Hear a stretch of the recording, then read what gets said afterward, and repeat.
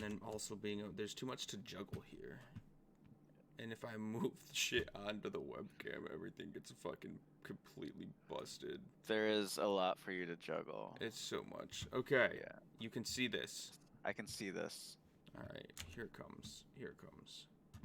Man. I swear in my head this was like buttery smooth. It seems to be the way things go. Alright, ready? Yep.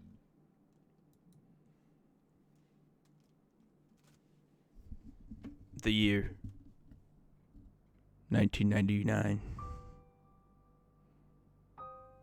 Tokyo, Japan. You awaken. Cold sweat. Can you hear the music? No. Damn it! It's ruined! You can't even hear the music! It's fine, we're moving on. Just pretend like we're good. Okay. Cold sweat. You've had the nightmares again. Life isn't the way you thought it would be. Your parents are dead. You live alone. No one loves you. You're not gonna sleep tonight. And so, you head out into the living area, turn on the tube, heat up some food, and as the light illuminates the room, you hear it. Something new, but something that excites you. The drums begin to play, and that's when your entire life changes. This is a journey that you didn't know at the time, but it was gonna last you for the next... Why can't I pause this? No! Not for the next 5 years, not for the next 10 years, but for the next 21 and counting years! That man in that Tokyo room, Yeah. Barack Obama.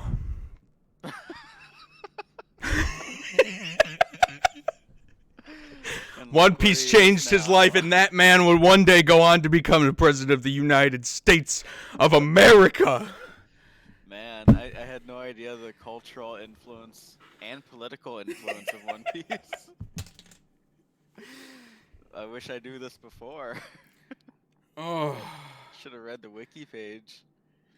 There is a one line that really rung true to me during that whole spiel. Something along the lines of something that would like be part of me for the rest of my life. And I feel like setting off on this journey of watching One Piece, that feels very true. There's 900 something episodes. There's and yep. It feels like it's gonna be a rest of my life type of thing. Maybe It's one just day so you'll become daunting. president of the United States of America. Well, we'll see. Maybe One Piece will inspire me too. Of all the shit that I plan on giving this show, I will admit that opening is a bop. That was really the whole point. That opening is a bop. It is a damn good opening. I can twerk to And that every time opening. I hear it, I just want to dance. So I often skip it, but well, when I do hear it. That's normal. You watch it, but see, when there's a new opening, here's the rule that I always... When you notice a new opening, you got to watch it through once. Yeah. You watch it through once, you determine, is this good? Is this shitty? And then you never watch it again. Fair, yeah, that's fair. Same with the ending, the credits. Yeah, exactly. Which is always much more chill. You know, the opening's always like, yeah, let's get you pumped. Can we talk about this trope for a second? Like, how come animes always have this, like, super exciting, like, action-y beginning opening credits and, like, this lovey-dovey sad closing credits? How come that's a thing? That's honestly a pretty good question. I couldn't even tell you. Probably just because like the general mood. It's like a film. Where did it start? Well, Do you know? What was the first anime? If I had to guess, it's probably Cowboy Bebop. Oh. Not really. I don't fucking know. What was the first like big anime? I mean, it could have been Cowboy Bebop. Wasn't that like the 90s? Who knows? I don't know. I don't. Cowboy Bebop had the fucking hell of an opening. Yeah, the jazz ass opening. Catching when I was younger in the 90s. I remember catching a Cowboy Bebop episode every once in a while, along with like Inuyasha and there it is. I think it's time to blow this scene.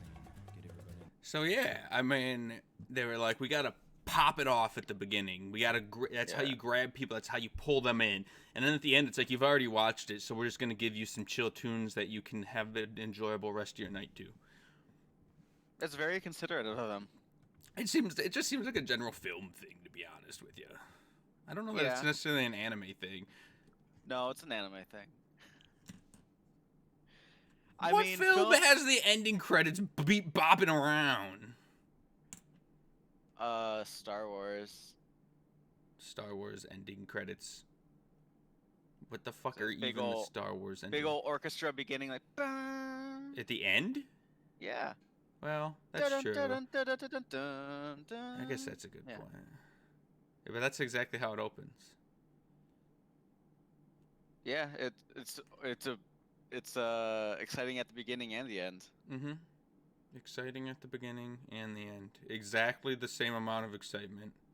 But like I'm saying with anime, it's always like the super like quick cut scenes at the beginning with like a lot of action, and you see all the characters in these wacky situations and all the bad guys of that season, and then at the end it's like they're all in dresses looking out at the ocean. Yeah. From like some on the top of some castle tower. Yeah. That's exactly it. But I demand answers, Wade. All right, I'm gonna tell you what. I'm gonna write that down. Next podcast, I'm gonna get you the exact answer that you're looking for. How's that? I'm gonna find out where it started. I'm gonna find out why. I'm gonna find out. That's it. That's the two. Yeah, that's all I need. That's the only two. All right. Do you want to actually start talking about One Piece? Yeah, let's okay, yeah. So let's go over what we watched to prepare for this. Yeah, but I mean, yeah. What did we watch to prepare for this? We watched episodes 1 through 8, which covers stuff. Romance Dawn and Orange Town, I believe. Is that what they're called? I believe so. I believe Orange Town is Buggy and Romance Dawn is everything else. Well, no, that's not necessarily true. You got like the military camp. I don't know the exact. What does Romance Dawn even mean? Is it just some sort of fancy ass way of saying the beginning? Yeah, I think so. I think so. So Romance Dawn would just cover like episodes 1 through 3 until they pick up. Yeah, so. Right, that's what my guess would be. That's just picking up Zoro, and then they go off and do Buggy stuff. Exactly, that's what my guess would be. So I think technically those are the two. Yeah. And let me tell you, because I have to rewatch these. We've kind of been talking about this a little bit. These are heavier episodes than I thought they would be. There's a lot going on. You got your general like meeting Luffy, right? Yeah, In that whole episode, you meet Luffy, you meet Nami, you meet fucking Toby. Or are you talking about the first episode? I'm talking about just the first episode. You kind of meet Nami. She's there. You see her. She doesn't have a single line. You don't meet her, I don't but think. you I don't think she has a meet single her. line. But you Yeah. meet her. You Yeah, meet I her. agree. But you technically meet her before Luffy and Toby. You meet Yeah, Toby that's before true. Luffy as well. In the anime. And the manga things actually happen a lot differently. So, for all you guys watching out there, we've switched it up a little bit. I'm going to be reading the manga whilst Estevan here watches the anime. So I'm going to be able to Yeah, we haven't compare. even really covered what the show's about. Yeah. This is episode 1 of our show, and we've yet to like just give out the premise. Yeah. Let's do that. Okay. So, I have never seen One Piece. Wade loves One Piece. I do love One Piece. I'm not really that much into anime in general. So, we decided that I would watch One Piece and then we'd talk about it. Right. That's the show. Here's what I think. I think we need to have a bomb-ass opening that we play, like, with, like, at the beginning of every podcast. And it can start with, like, Japanese, like, just like how the One Piece opening started, right? With, like, the Japanese overlay, and it explains every time, and it'll be, like, a 30-second thing that you hate Japanese? One Piece. Well, I mean, you gotta fit with the spirit. It'd be a Japanese, that's what the anime's in. I don't think we should. Our opening should be in Japanese. What? It's an anime show. But we're American. We can't speak Japanese. We're onesies. That's my point. We can't speak Japanese. Oh. We shouldn't. Well, we'd have. I'm picturing somebody who can speak Japanese would be like saying it for us. We'll talk about it. Regardless, the premise is that it opens and it explains that you hate One Piece. I like One Piece in that we're going through it. And it's just a 30-second thing. Starts it off on a good, and then we'll have an ending credits theme as well. That's not as bopping. We can be in dresses looking out at the sea. We can be in dresses looking out at the sea. We got something here. This is happening. We got our onesie outfits. We are an anime opening just waiting to happen. That's true. Let's we could have our dresses over our onesies. Oh yeah, that's an important piece of information. We're in onesies. Yep. That's why it's called Onesie Piece. Yep, that is an important piece of information. And we are now half an hour in and haven't began talking about One Piece whatsoever. So I'm gonna start all gas, no brakes. You know. And I gotta start here for you. Let's take a look at our panels. Babushka. You can't see these though, but the viewers at home, they can see them crystal and listeners clear. cannot. And this is where. Give me a quick second. We're gonna do this. We're going to, because we're not gonna need. We're gonna stop share screen. Listeners also cannot, but that's okay. They're fine. Nobody likes the listeners anyway. That's not true. You gotta be watching. Otherwise, get out. No, that's not true. Otherwise, why are you even here? You can't say that. I can say whatever the fuck I want. So I got this here, buddy. All right, just looking at your background. Babushka. There we go. You can see that, There right? it is. Yep, I can see that. So the start, right before we bop into it, we heard it. We heard it with the intro there. We got just the general basic setup. What do you think about it? What do you think about Gold D. Rogers just all of a sudden throwing it out there saying you need to go find the One Piece. Everybody go fucking find the One Piece. Go do it, and then pirates run rampant. What do you think about that? I'm a skeptic in general, so I'd be like, why should I believe him?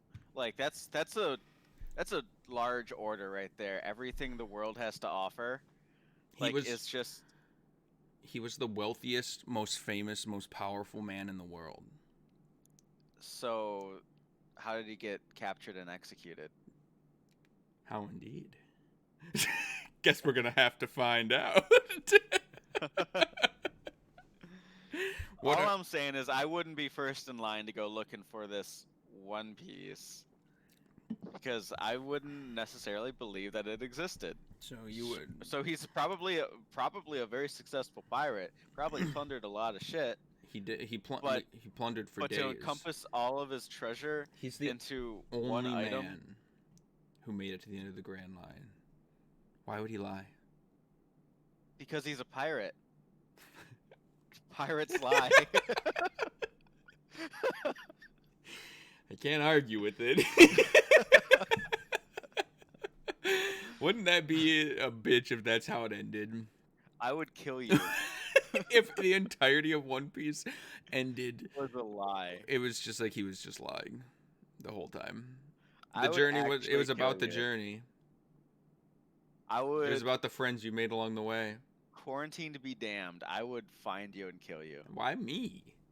The Because you fuck did made I me do? watch thousands of episodes over a lie. For the record, that's not. I believe the creator has stated that it's not going to be it was about the journey. It's going to be an actual thing. He better not be lying too. Yeah, he could be. He could be swindling everyone. Yeah. I was the greatest pirate of them all. So if I can put this into a quick expression, you don't like it. No. you don't like the premise of One Piece. I do not. I think it's a very lazy premise. Mm-hmm. It's the embodiment of the MacGuffin, you know? Like, we need to create something that for no other purpose just drives the plot forward. Mm-hmm. This One Piece is the MacGuffin. Right. Like there's nothing else. That the plot doesn't matter. Like, it's all about finding this One Piece. Well, the plot matters. You know, you can't say the plot. It's not like that's all they're doing is beelining it to the One Piece. They're changing the world as they go. But that's like the ultimate goal is like the One Piece. Yeah. They don't care about the world really. Like, that's all just. It's just there to itch in the back of your head. Yeah, that's annoying. Yeah, it's just like a little itch in the back of the head. It keeps you something to always be looking at. I want a story that like has an actual drive to it. Mm-hmm. Like, I don't care if they ever reach the One Piece. Like, if all this other stuff's going on, like all this other stuff's going on, and that's important. That's entertaining. Yeah. Like, why can't the plot be more about that? Like, about them being pirates and influencing the world around them. But instead, like, all this is supposed to be just second nature to ultimately finding the One Piece.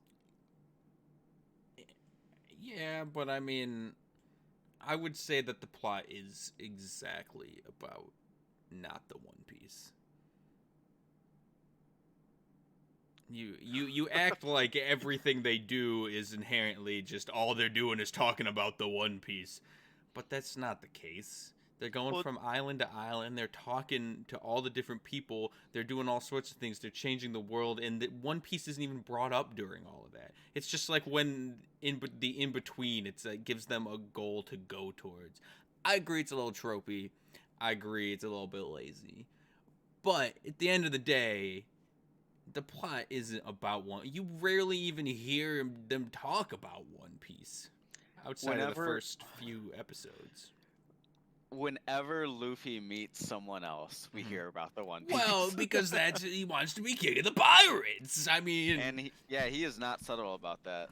No, which actually is the perfect intro to moving forward here. What do you say? Actually, I have a little note about that. In the anime, this segment lasts almost 20 seconds. What segment?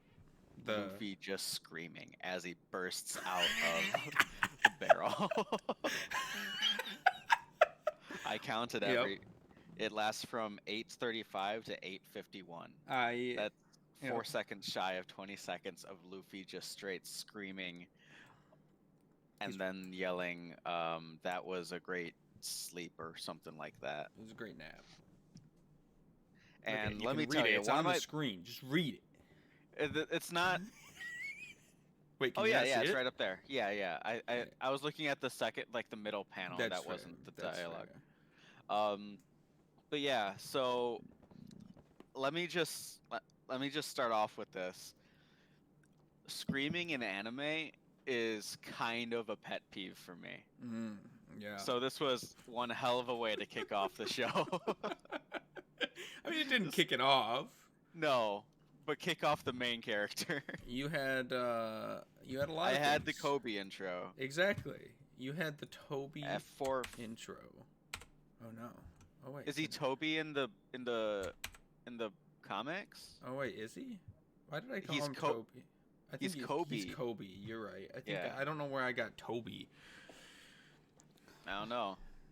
But no, in the show at 4 minutes and 50 seconds, we get our first Coby intro.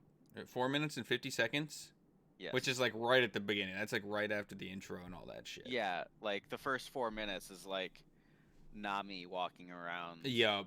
That's Yeah. right. That's right. And then enter Coby. Enter Coby being berated by this big woman. Yes. And your thoughts on Coby? Oh, I hate Coby. He is a little. I'm not even gonna give him the dignity of calling him a punk. He is just this little shit. Mhm. And let me just preface this with I don't condone bullying. I think it's terrible, but I would bully Coby. You would bully the shit out of Coby. That's what I would. Wow, man. It's how could you say I don't condone bullying, but I would 100% bully the shit out of this kid? It doesn't quite line up. Would you not? I wouldn't bully Coby. Are you kidding me? I wouldn't be friends with Coby, but I wouldn't outright bully Coby. I, at the very least, would not be friends with him. I would not be friends with Coby. I don't much like Coby either. But Kobe's a good catalyst into Luffy's character. So yelling for 20 seconds aside, you get there we go. You get a good look into Luffy's character because Kobe's such a little bitch. Elaborate. So here's Coby, a quivering, cowering little baby child, scared of the pirate. He accidentally wandered onto the ship of the pirates when he went out fishing by pure accident. Oh, man. And essentially, and I wish I had the panel. I don't believe I do. But essentially, Luffy meets Coby and says, "Wow, you're a sniveling little baby, and I hate you." Yeah, I actually have that down at 12 minutes and 8 seconds. Yep. Luffy is an ass. Mm-hmm. And he Straight says up. it with like the biggest smile on his face. You just said you would hold on. You just said I would straight bully Coby, and then Luffy's a dick to Coby, and now you're like, and now it's not justified? Yeah. Explain. No. Yeah, that's what I thought. You're just being an over. It's just pinpointing that Luffy speaks his mind. He knows what he likes, and he doesn't fucking like Coby. Yeah, yeah. Also, like, this one last point about the scream. It starts what I like to call. Why are we Kobe's back on the everlasting- screen? I have one last note about the scream. All right. About Luffy's intro in general. This is what you guys have to look forward to. It starts what I like to call Kobe's everlasting aneurysm, where like he's always on the verge of popping a blood vessel in his brain because of something Luffy's doing. Yep. Yeah, and it bugs me so much. So I'm just saying, I'm just getting mixed signals here. I thought you would enjoy that Luffy just straight up says "fuck off, Coby." I mean, I Quit would do being the such same. a little baby, Coby. I'm just saying, Luffy's an ass. He just knows what he I'm- likes. I might be an ass too. You are definitely an ass. He knows what he likes. Oh, here we go. This is I did kind of have a good intro. So this is when I gotta make sure I'm switching it for the viewers at home too. This is the point when Luffy explains his goal. I keep burping, and that is disgusting, and I'm sorry. Luffy explains his goal to Koby about how he wants to be the king of the pirates, and this is a perfect example of what you were just talking about. Koby just starts freaking out, says it's impossible, says all pirates are trying to do that, you're gonna get yourself killed, and Luffy's just like, well, that's what I want to do, right? And then he punches him in the head. Yeah, and I'd like look at every image He of bullies Koby. Yeah, like every image on this panel it looks like something medically terrible is about to happen or has happened inside of his brain. Yeah, there's something wrong with Koby. There's no doubt. He is just a very cautious man. He is presumably what, like 10 at the most, would you say? He strikes me as 10, yeah. Yeah, 10 seems reasonable. So 2 years ago he was 8 when he was abducted by pirates. And then Luffy comes in and just punches this 10-year-old in the head. See, now I'm still getting the mixed signals. You just said you would bully Koby, and now Luffy straight up punches Koby, and you're angry at him for it. It doesn't make the kid. You said you would bully him. I'd probably just call him names. Luffy doesn't care. Luffy's a pirate. I think it was justified. Sometimes you gotta punch somebody in the head to get your point across. Talk about mixed signals. Anyway. Yeah, you're telling me. The point is, this whole panel is beautiful. I'm gonna be honest. This whole panel is perfectly. It sums up, and in fact, I think the anime, because I actually got a quote from the anime. Where is my notebook here? That I think sums up Luffy's character really well, and it's a quote that I would like to keep in mind as we move forward in this series. And Koby is essentially going off the rails and telling him he's gonna die and whatnot. And Luffy responds in a very similar manner to this panel, but slightly differently.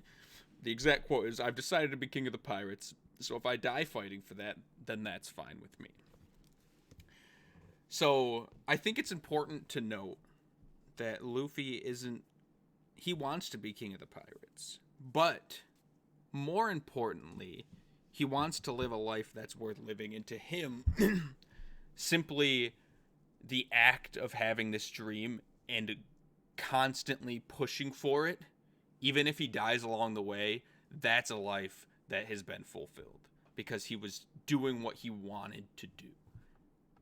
And I think that's really important insight into what Luffy's character is. Okay. What do you think?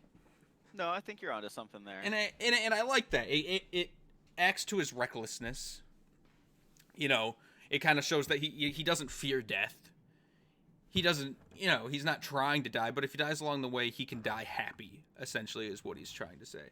And so let's keep that quote in mind as we move forward through this series, because I think it's a fun little quote that's good insight into Luffy's character as we go along. I think you're bringing this up because you know that in the future, Luffy's gonna die. Yes. No, Luffy's recklessness is gonna make me like really angry, and you want me to remember, this is why. Luffy's recklessness. Yeah, I mean, probably. Yeah, I guarantee it's gonna make you angry. Luffy. I mean, it's by episode 8, it already has. I was gonna say, like, we're into episode 8 for this podcast, but you have watched up to episode 45 at this point. You've seen what Luffy is like. Yes. You've seen his recklessness and his resolve. Yes. It's a beautiful thing, isn't it? I don't like Luffy. What? All right, hold on, actually, because we gotta switch it up here again. Because, you know what? Let's keep moving forward. So, we've talked about Koby. We've talked about Luffy. There's really only one person in the episode. Well, there's actually two. There's actually two kind of big characters. But, as far as the crew goes, take a look at this. What do you think about this? Luffy talking about his dream, having this resolve. Koby comes out of his shell, calls big old lady a bitch, and then isn't afraid to die anymore. I can hear this panel, man. And it's a beautiful thing. Yeah, just so much screaming going on. There is a lot of screaming. I think this is also a great insight into Luffy's character. I don't want to go off the rails too much. I want to keep moving forward. But just his ability to impact the people around him and really motivate them by being so stubborn is one word for it. About his resolve. And not fearing what comes next. You know, not fearing the unknown, not fearing death, but going for what he wants to do. It brushes off on people, and it brushed off on Coby, and Coby almost died because of it, but he didn't die. Enter Zoro. Boom, boom, Boom, Zoro. I do like Zoro. Ah, you do like Zoro. I'm glad that he's definitely a different vibe than Luffy. Yes. 100%, like the exact opposite, I'd even say. I feel like the show should be about Zoro. I wish the show was more about Zoro. What do you love about Zoro so much? He's more relatable. Like I don't relate to Luffy at all. Like Luffy's just kind of this enigma, this unreal like character that flopped in this world. Zoro's like he's got a drive and desire and morals and philosophy. He's just a more real character. He's a more real character. Well, Luffy is made of rubber as well. I mean, that aside, like Zoro could be made out of rubber. He'd be a more real character. Still. Well, I know, but I'm just saying, like, do you think maybe it's by design? I mean, it's certainly by design, obviously, that they were created this way. But do you think it's by design that Zoro's this badass 3-sword wielding son of a gun, whereas Luffy's just made out of literal rubber and is stupid? Do you think it was created to reflect their personalities in a way? Their actual powers, right? Yeah. Because Luffy's a cartoon. That, yeah. He's a walking cartoon, both in personality and the fact that he can stretch for miles. Yeah. So, enter Zoro. Yeah, I like Zoro. I think Zoro's a really cool guy. So, I'm gonna pause it here since we've established the 2 crew members up till this point, really. Yeah. We're going to let me stream.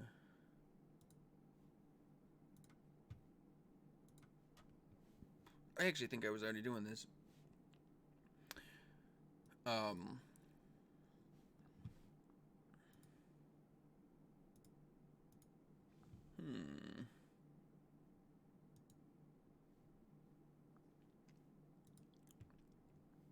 There's so much to juggle here, guys. I am sorry. There we go. Okay, so enter Zoro. We got that. Let us... Maybe I should have come prepared for this, actually, in retrospect. We got 10 minutes left. Oh, really? Well, we got give or take 10 minutes left, so... What am I looking at here? This is a tier list maker. And we're going to make a tier list of... What do you think? Should we do it of crew members or just kind of... Characters in general? Yeah, like I feel like Coby should be on here.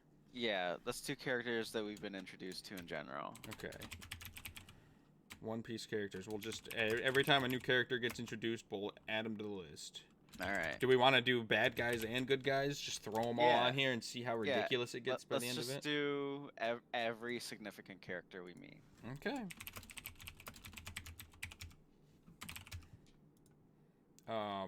Anime. Look at that. Anime and manga.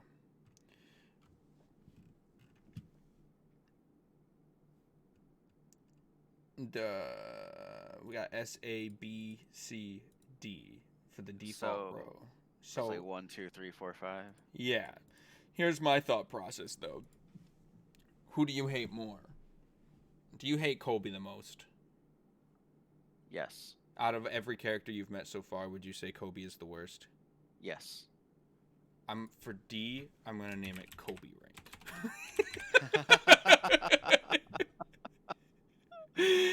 And we'll see what other characters hit in the same veins as Kobe. Oh no, I must be logged in. You're gonna make me do this? Alright, well, hold on. Oh, Let's just open up like a spreadsheet or something for now. Alright. Okay, that was quick. That was pretty quick. I got to sign in with Kobe. I think that's fine. That's fine. That's fine. One Piece characters. Nothing like doing this live on the internet. You must upload at least 2 images. That makes sense. So let's see here.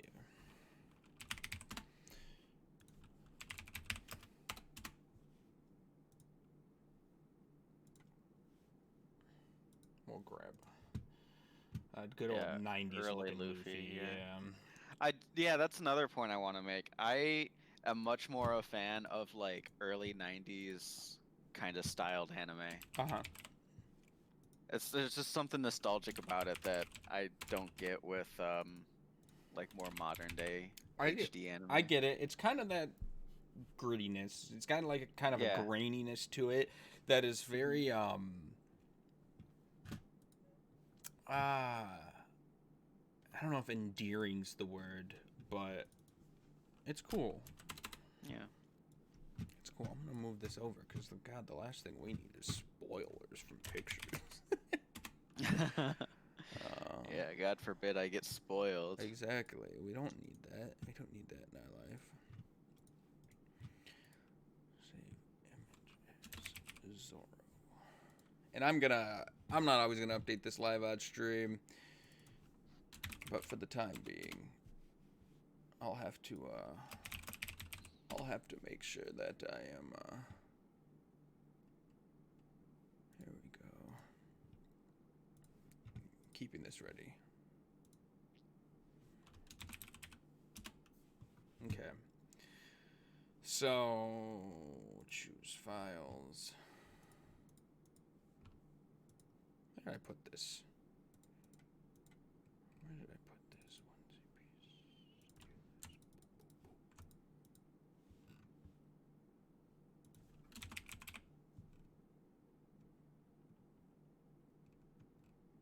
Damn. Why is it gotta be this way? They don't make this shit easy.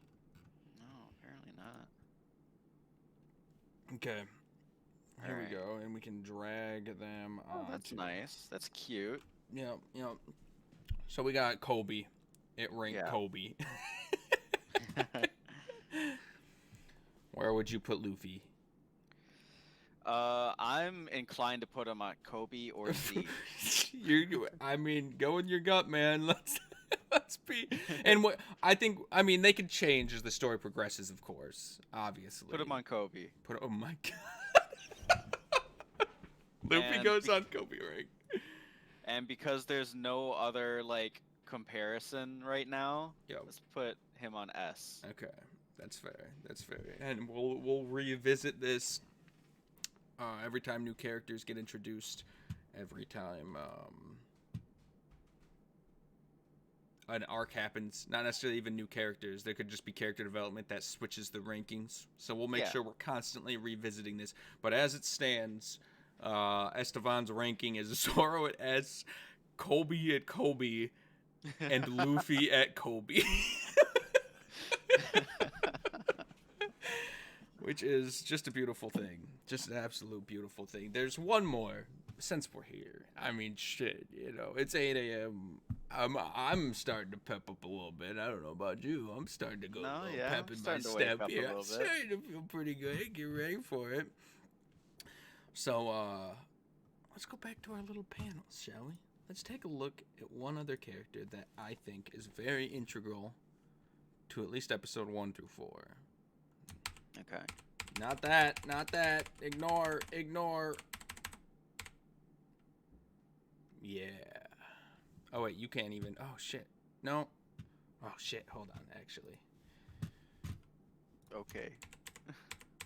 It's so hard because I'm dealing with like I have to show this. I gotta make a better setup for this. Can you see the screen? Yeah, you can. Yeah, I can see your desktop background. Yeah. There we go. Enter Shanks. Shanks. Mhm. Longshanks. Longshanks. Is that his name? I don't think so. Maybe. What? I never claimed I was a genius at One Piece. What's Shanks' full name? If people were Portgas D. Shanks. I was gonna say it's definitely not long. Portgas. I don't know what Portgas means, but it's the G silent. The name is Portis? a child. That Portis D. Shanks. probably not. So in episode 4, once we met Zoro and all this good stuff, we're introduced to Luffy's backstory, in which a man named Shanks, we find out, is the one who essentially gave Luffy his hat and saved his life as a child. And one of the first really impactful scenes, in my opinion, was Shanks just getting doused in alcohol and just, quite frankly, being a little baby, which pisses Luffy off. What did you think about this whole scene? I don't think he was being a little baby. I thought this was an interesting scene. Yeah, no, I agree. he wasn't being a little. We know he wasn't being a little baby, but at first glance, it's kind of you know. I thought this was. I find this scene interesting because I feel like in a typical anime, it would easily divulge into Shanks just being a total badass in kicking this dude's butt. And that's the end. Well, I think that's telling of his character here, because he, in fact, does not do that. He's very, so to set it up, this mountain bandit comes in, asks for alcohol, but the bar is out because she sold it all to Shanks and his pirates. And Shanks offers him, the last bottle that he just bought. And the guy says, he smashes it into his face and says, that's not even a nighttime sip for me. I'm a big mountain bandit. I'm a big old mountain bandit with 8 million berries. Yeah, 8 million berries on my head. And then Shanks goes, now the floor is all wet. Oh no. And I think that's he very easily could have, started something here. But Right. I think his character was able to recognize and have the situational awareness that if he did start something here, there's this 10-year-old kid right next to him. There's this woman across the bar who's not a fighter. He was making a judgment call whether to be a pacifist or start something, and I think he made a very important choice regarding the safety of those around him. Yeah, and just the fact that what would it really accomplish? And I would like to point out that all of this was about situational awareness, and that's very good on Shanks. Situational awareness is not something Luffy has. Certainly not in this backfly. And not really in general. I would agree. He does not have it. He does not have much situational awareness.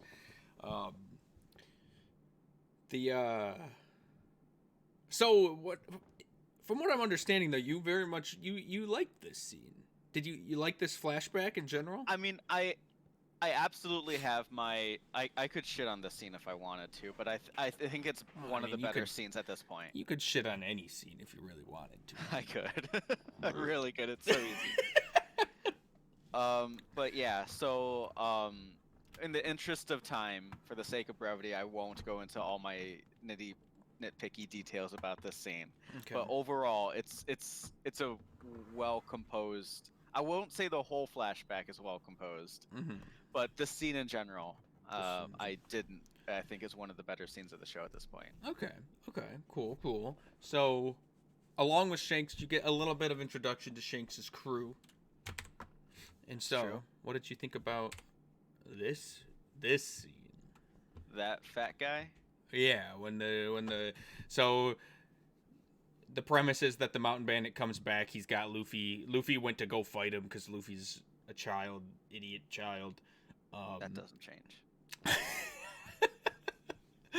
And Shanks essentially steps out and is like, leave him alone, blah, blah, blah. And one of the mountain bandits pulls a gun on Shanks. And Shanks is like, don't use this to scare people.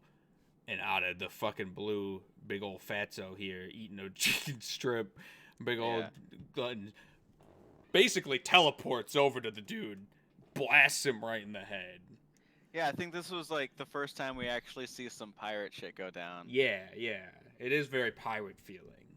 Like no honor among thieves. Like I'll shoot you in the back of the head if given the opportunity. Like I think it's really cool. Like this is what a pirate story should be about. Mhm. Like backstabbing and swashbuckling and all that. Well, I mean, that's just based on your preconceived notions of what pirates are. Yeah, I guess. I'm just saying, maybe you should warp your view a little bit and realize that Maybe I should change my definition of pirate, is what you're saying? if half the world is made of pirates, you're going to have different levels of piratism. That makes no sense to me. How does that make no sense? Has the world ever been half pirates? They're always a minority. They're always swashbuckling, like you said. They always got to be robbers and stuff. But when half the world is pirates, which in this case just means going against the government, essentially.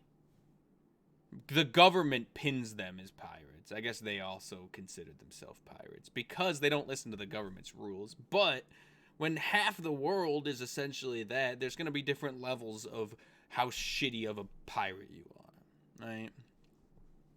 I feel like if you're gonna go around like presenting yourself as a pirate, but then you never really pirate anything, you're not a pirate. Well, that's fair, but is this is this in regards to who's this jabbing at? My first the first jab would be at Luffy and his crew. They go around making the world a better place. Yeah. That's not a pirate thing to do. But this is a pirate thing to do. Like, all right, now we're out of the situation before. I got you in a more like advantageous position, and you made the first threat. So I'm gonna do what I have to do to win. Shoot you in the head. Yeah, and like not feel bad about it. And I think that's cool. That's a cool pirate thing to do. It is a cool pirate thing to do. I'm curious. I'm curious how your view warps as we go along here. So next up, we got this guy who steps up to the plate next, also part of Shank's crew, and basically takes on all the mountain bandits with not even it's a gun, but he's wielding it like a sword pretty much. Just beats the crap out of him. What you think of this guy? Also, I don't think this happened in the anime, but in the manga, he puts out a cigarette on this dude's face, which I thought was pretty cool. Yeah, that did not happen in the show. Just puts it right on there and then beats the crap out of the rest. Oh, this guy's cool. Because I'm pretty sure I don't think he ever shoots the gun, right? He just doesn't. uses it as a club. He just uses it as a club to beat the crap out of them all because he doesn't even need to use the gun. That's how insignificant these people are to him. Yeah. So. No, this guy's cool. Like he's got this like, oh, I'm so badass, I don't even need to shoot my gun. Yeah. Kind of deal. Like, yeah, that's and I'm gonna put out my cigarette in your eye. Like. Yeah, exactly. That's cool. Okay, all right, fair enough. I like him too. He seems like a cool dude. Which leads us to the big scene. Yeah, the big. Luffy. There's probably an arm pun somewhere here. Yeah, but I'm not clever enough to think of it. Yeah, it's 8 a.m. Yeah, I agree. So in this scene, Luffy got captured by the bandit. The bandit was going to take him away to sea because I believe, if I remember correctly, because he's a rubber boy, right? And he was going to sell him for money or something. Nope. No? What's the reason? Tell me. It's much stupider, isn't it? Yeah, he was just going to kill Luffy. He just was going to bring him out to sea to kill him? Yeah, because he knew that he couldn't swim. Mm-hmm. So he was just like, I'm gonna. So here's the exact words. I mean, that's reasonable. So let me see if I can find here. He drops after like Shanks and his crew wipe out the mountain bandits. He's all that's left. He drops a smoke grenade, grabs Luffy, and disappears. Yeah. And then it cuts to him out on the boat, and he says, "I made a clean getaway. I brought you out to sea because I'm a mountain bandit, and they never would have expected me to go out to the water to get away." That's fair. It seems logical. It does. But then moments later, here's Shanks, and it's never addressed, like the logic behind the getaway. That's just like a line that's thrown in there for no reason. Yeah, that's fair. It's probably unnecessary, but I think it's just to it is show that unnecessary. Shank's a smart dude. He knew the mountain bandit was gonna do this. He saw right through. He played this mountain bandit every step of the way. I don't know if that's it. What But else would it be? I can't think of any other reason why it would I think be. it's just a stupid line. That not. I mean, that's because you're you're going he in did not make a clean you're getaway. looking for. He did for a point. He lost all of his crew and was followed immediately by Shanks. Yes. Well, I think that's neither here nor there. That dude got eaten by a fish. So. He did immediately get eaten by a fish. And in the process, Shanks's arm essentially gets ripped off of his body, Yeah, because which- the fish then goes for Luffy, and Shanks like pushes him out of the way or grabs him out of the way, but Mhm. he couldn't get his arm out of the way. Mhm. Thoughts about this scene? Specifically, the arm losing part. You know, like just the scene on the screen. Yeah, I mean, that sucks. I would hate to lose an arm. But Shanks seems cool with it. He seems fine Yeah, with it. yeah, like his goal was to save Luffy, right? And he saved Luffy. Mhm. Which, I mean, this whole flashback had me questioning, what's the relationship between Shanks and this village and Luffy? Like, why does Luffy look up to Shanks so much? Mhm. Is that ever, like, expanded on in the future? I think it's just implied that at least that you know Shanks was around and was basically a father figure to Luffy, Okay. essentially. So yeah, like any father would give their arm for their child. Yeah. Yeah, But as a- ideally. I mean, I wouldn't. I know. But I also don't have any kids, so Yeah. you know, I'll let you know in the future if that changes. No, I think that's fair. I think it's another good insight to character or to Shanks's character. Even after he loses his arm, even after he loses his arm, he's still just trying to calm Luffy down and being like, Yeah. it's just an arm, whatever. At least you're alive. Yeah, exactly. Like, I think it speaks to like his respect not only for Luffy but for the village in general. Like he in this whole sequence, he wasn't just protecting Luffy. He was, protecting the village from these mountain bandits. Yeah, a very pirate thing to do. Right. Well, I mean, it could be argued that like this is his home, so he's gonna protect his home, That's true. and he happens to have a pirate crew to help him. That's fair. Oh.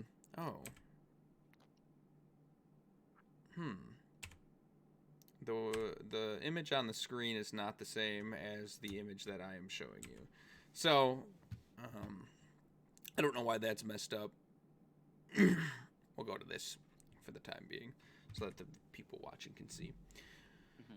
Which leads us to, I think, a good place to wrap up this podcast. We made it through episode 1 through 4, a good amount. Shanks giving his hat to Luffy because he is a pirate. He does have to leave. He's got the train kept rolling. He's got pirate things to do out at sea. He's got pirate things to do out at sea. He can't stick around any longer, but Hat weighing him down. gives him the hat and says, when you become a famous pirate, return that hat to me. So, at the beginning you said you hated the whole idea of the One Piece always being in the back of the mind. Yes. Being kind of the sole purpose for Luffy going out. I would argue that this is just as much of a reason for Luffy to go out and become a great pirate. And do you think this is a little bit better of a reason? No, yeah, if this was the sole reason, I think it'd be much better. But like it's kind of dependent on the One Piece because in Luffy's mind, the definition of becoming a great pirate is becoming king of the pirates to get into One Piece and then he can return it. Yeah, which is an interesting thought though, isn't it? So that almost supersedes this. This almost takes precedent. The only reason he wants to get the One Piece is because he wants to return the hat to Shanks, and he doesn't feel like he can do that until he becomes the king of the pirates. I would normally agree with you, but hold on. Oh boy. Let's see. Episode 3, I think. Yeah, episode 3. Luffy is sitting in his boat with Zoro after they get away from that one marine place. And Zoro asks him, "So why do you want to be king of the pirates? Is there any reason?" Luffy says, "No reason." That's it. I'll give you that. It is kind of odd, isn't it? For Luffy being so open and not subtle, he would, if there was a reason, he would have said right then, "So I can give this hat back to Shanks." I'll give you that. It's an odd choice, especially because you said that was at the end of episode 3. Episode Yes. 4 is when this Episode 4, flashback the began. flashback. So Yes. it almost would have been a perfect transition It would have for been. him to like say to give this hat back. But I mean, maybe it's not the reason. Maybe that's just it. Maybe we'll learn more about Luffy's backstory in the future, and it will all come to light. But for right now, I can say that Luffy obviously wants to bring the hat back to Shanks. Yeah. But and so that is certainly a big piece of his character. I think Shanks as a whole is a big piece of his character, and it's gonna be interesting to see what that entails going forward. So, yeah. So, current topic. I haven't even been keeping up with that. Well, I guess that's fine because.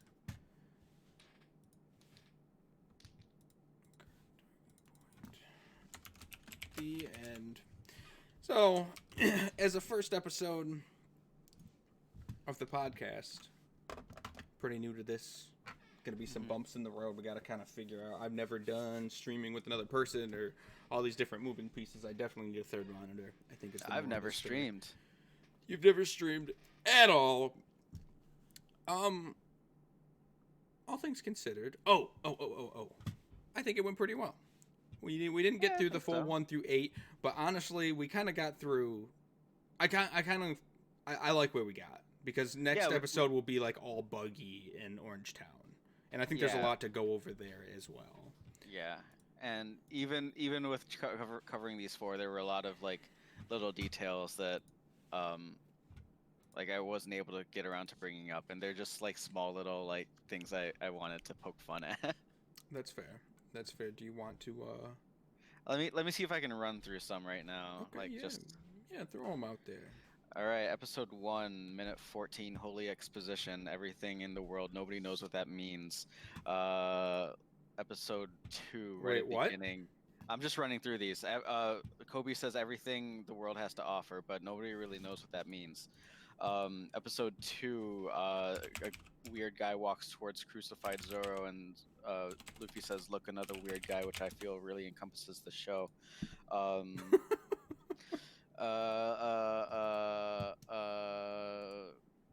Episode 3, finally get some explanation of the Grand Line.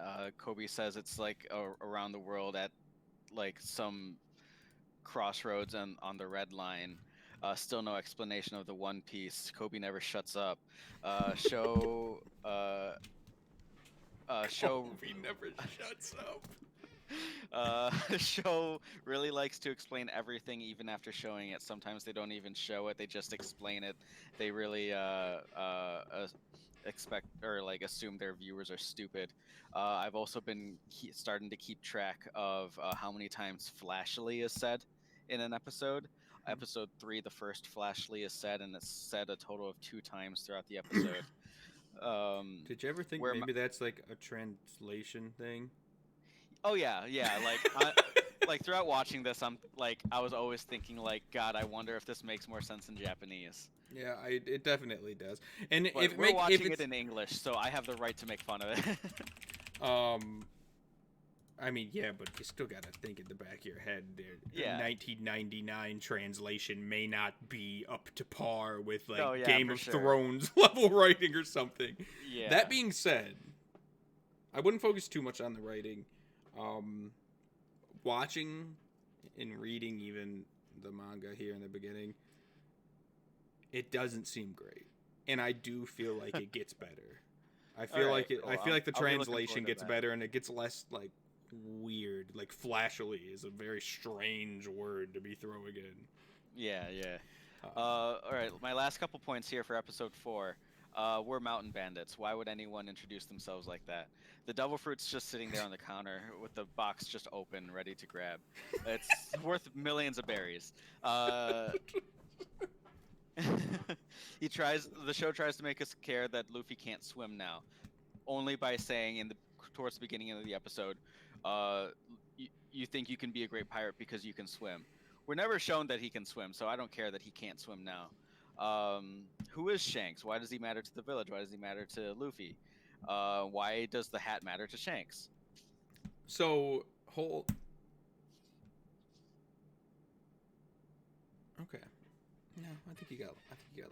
I think I find it strange here that on one hand, one of your earlier points was that you were complaining about how the show over-explains, and then when it under-explains, you're complaining that it hasn't explained enough. No, those are less complaints, just sort of like thoughts. Yeah, random. Yeah. I guess complaints might not have been the right word. Yeah. But I mean, even so, earlier you were like, it treats me like I'm stupid, but then when it leaves it up to the imagination and implications, you're like, why didn't it explain it? There's some clashing. Well, don't get me wrong. thought I much process prefer there. it leaving it to the imagination, but these are just like thoughts that I had. Like, oh, I wonder who Shanks is. That's fair. Like, That's fair. I hope they expand on this in the future. Okay. Yeah. Sorry, I was treating it wrong. You got any more? Or is that the end of it?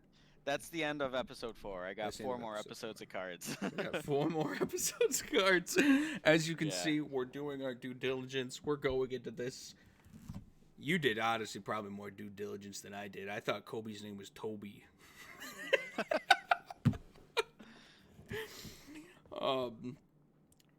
But I'm excited to move forward. Next week, we're going to be doing Orangetown. Buggy in Orangetown. And yeah, I think we can cover a full hour on there. So let's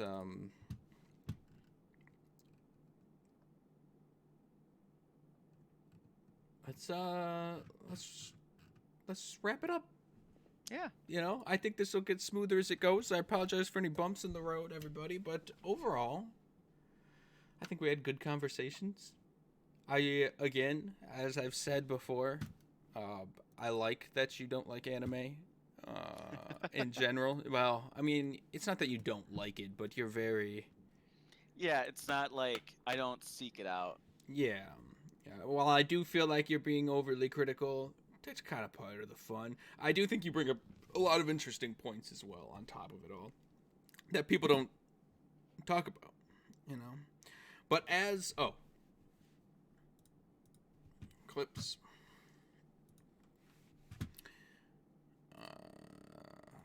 We got Shanks. Where are we putting him on the tier list? He's kind of got some mystery about him. We know some things, but I'd like to know more. Let's put him on A. Put him up on A, right under a Zoro. Right under Zoro. Okay.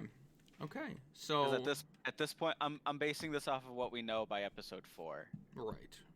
So exactly, and that makes sense. So there's our tier list. Estevan's tier list. We got Zoro, Shanks. Is Luffy above Kobe? No. But still on Kobe rank? Yeah, let's say that. Could He's go- above Kobe, but still on Kobe rank. Okay, because I'm picturing this is probably